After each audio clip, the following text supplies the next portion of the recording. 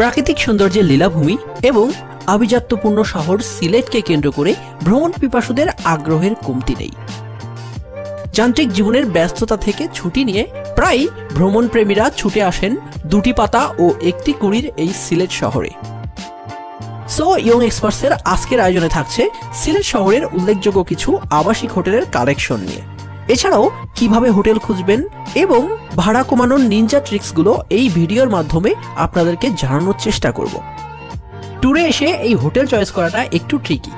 সামান্য কষ্ট করে 2-4টা হোটেলে খোঁজ নিলেই অপেক্ষাকৃত বেশ কম খরচেই পেয়ে যাবেন আপনার পছন্দনীয় আবাসিক হোটেল। আর যেহেতু এটা ছিল আমাদের একটা বাজেট ট্রিপ, তাই এইটুকু প্যারা না নিলেই নয়। আর আপনি যদি লাক্সারি ট্যুরে অভ্যস্ত হন তাহলে আগে থেকেই হোটেল বুক করে নিতে পারেন। এরকম বড় রুম নাই।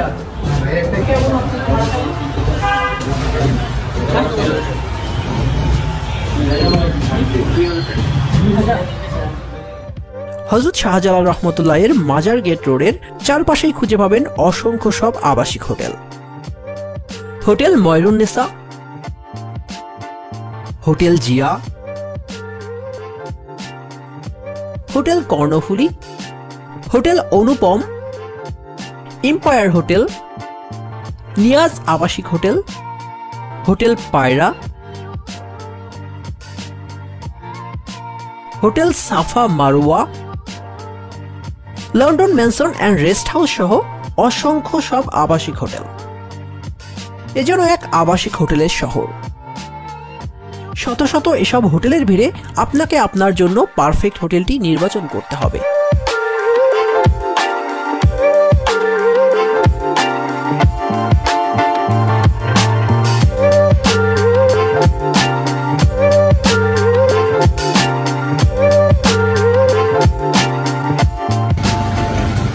রিমঝিম বৃষ্টির মধ্যেও চলছে আমাদের কাঙ্ক্ষিত হোটেল খোঁজার প্রচেষ্টা।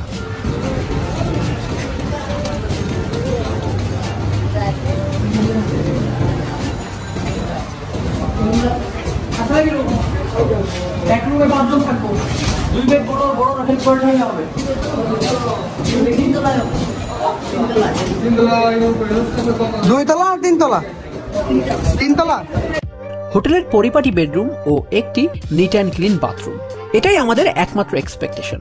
আর হ্যাঁ, ভাড়াটা তো অবশ্যই রিজনাল হতেই হবে।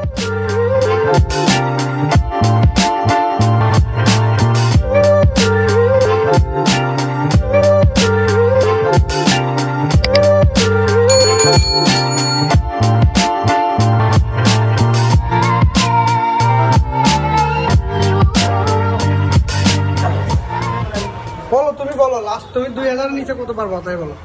এটা তোমার তো ভাই ব্যবসা, তাই না? আমার রাইট অলরেডি হয়ে গেছে, এখন আর অত চাপ নাই। সিটি তো দেখছি, তোমার রাইট গিলেই মনে করো যা হবে সেটাই লস। বলো কত দিবা? আমরা 1-2 দিনও থাকতে পারি যদি সম্ভব হয়। 2 থেকে 3 রাত আছে, রোগ আছে। ফাইনালি মাজারের খুবই কাছাকাছি জালালাবাদ বোর্ডিং নামের একটি হোটেলে 2500 টাকার 8 বেডের একটি বিশাল রুম মাত্র 1500 টাকায় আমরা কনফার্ম করলাম। যদিও আমরা টিম মেম্বার ছিলাম মাত্র 5 জন। আমরা একটা হোটেল নিয়েছি, হোটেল বুকিং চলতেছে পিছনে, লিওন ভাই হোটেল বুকিং দিচ্ছে। যাই হোক, একটু রিল্যাক্স করা যাবে আর কি।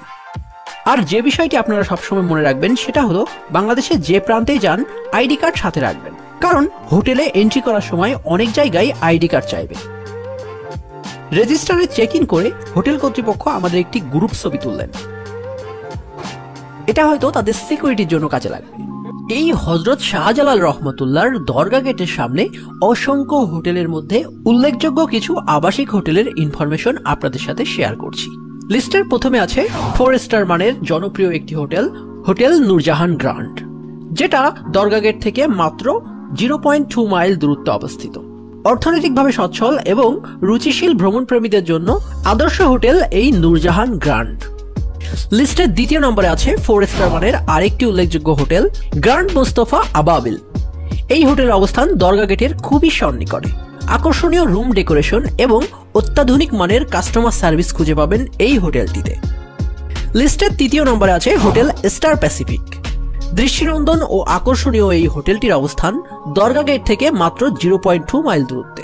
এইসব লিস্টের প্রত্যেকটি হোটেলের লোকেশন এবং যোগাযোগের ঠিকানা পেয়ে যাবেন নিচের ডেসক্রিপশন বক্সে। র্যাঙ্কিং এর 4 নম্বরে আছে নির্ভানা ইন। এটাও একটি 4 স্টার মানের হোটেল, যেটার অবস্থান দরগা গেট থেকে মাত্র আধা মাইল দূরত্বে। অতঃপর র্যাঙ্কিং এর 5 নম্বরে আছে লা রোজ হোটেল। 3.5 স্টার মানের এই হোটেলটির অবস্থান দরগা গেটের খুবই সন্নিকটে। 6 নম্বরে আছে হোটেল হোলি গেট। 3 স্টার মানের এই হোটেলটিও দরগা গেটের খুবই কাছাকাছি অবস্থিত, যেখানে আপনি খুঁজে পাবেন আপনার পছন্দ অনুযায়ী বিভিন্ন রুম। এরপর 7 নম্বরে আছে হোটেল গ্র্যান্ড ভিউ। 3 তারকা বিশিষ্ট এই হোটেলটি বাজেট ট্রিপের ভ্রমণের জন্য বেশ জনপ্রিয়। বাজেট ট্রিপের পাশাপাশি লাক্সারি রুমও পেয়ে যাবেন এই হোটেল গ্র্যান্ড ভিউয়ে। র্যাঙ্কিং এর 8 নম্বরে আছে লা ভিস্তা হোটেল। এটা একটি 3 তারকা মানের আবাসিক হোটেল। দরগা গেট থেকে এই হোটেলের দূরত্ব প্রায় আধা মাইল। র্যাঙ্কিং এর 9 নম্বরে আছে 3 তারকা মানের হোটেল মেট্রো ইন্টারন্যাশনাল। এখানে রিজনেবল প্রাইজের ভিতরে পেয়ে যাবেন আপনার পছন্দনীয় রুম। এই হোটেলটির অবস্থান দরগা গেট থেকে মাত্র 0.7 মাইল দূরত্বে। র্যাঙ্কিং এর সর্বশেষে আছে হোটেল হোলি সিটি। 2 তারকা বিশিষ্ট এই হোটেলের রিসেপশনটি খুবই চিত্রাকর্ষক। যারা বাজেট ট্রিপে ঘোরাঘুরি করেন, এই হোটেলটি তাদের জন্য নিঃসন্দেহে একটি ভালো হোটেল। হোটেলটি দরগা গেটের খুবই সন্নিকটেই অবস্থিত। তো বন্ধুরা, এই ছিল আমার আজকের আয়োজন। সবাই ভালো থাকবেন, সুস্থ থাকবেন। নতুন কোনো ভিডিও নিয়ে অন্য কোনো স্থানে আবারও আমি আপনাদের সামনে এসে হাজির হব খুব শীঘ্রই। আজকের মতো এখানেই বিদায় নিচ্ছি। আল্লাহ হাফেজ।